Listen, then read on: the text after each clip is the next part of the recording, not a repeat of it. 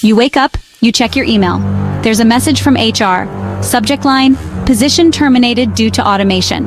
No warning, no conversation, just gone. Replaced by a machine that doesn't eat, sleep, or ask for a salary. What if AI replaced your job tomorrow? What would you do? This isn't a scene from a sci-fi movie. It's happening, right now.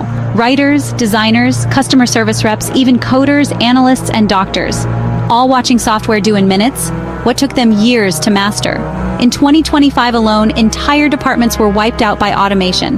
Not with robots, with lines of code.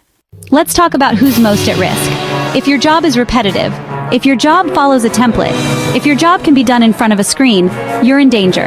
Writing emails, building websites, editing videos, answering support tickets, diagnosing medical scans, and even doing legal research, and employers, they're not hesitating. AI doesn't take breaks. AI doesn't ask for promotions. AI doesn't quit.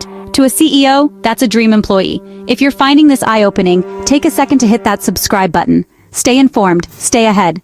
So here's the big question. How do you survive this? The answer is simple, but not easy.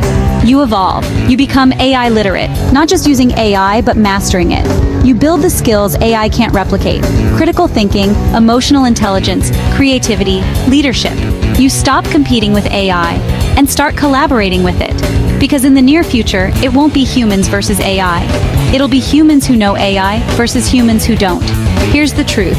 AI won't steal your job, but the person who knows how to use AI will. So, are you learning fast enough to stay relevant? Or will you be checking your inbox one morning and find yourself replaced by a machine? If this gave you something to think about, smash that like button, leave a comment, and make sure you subscribe for more future-shaping content like this. The future isn't coming, it's already here.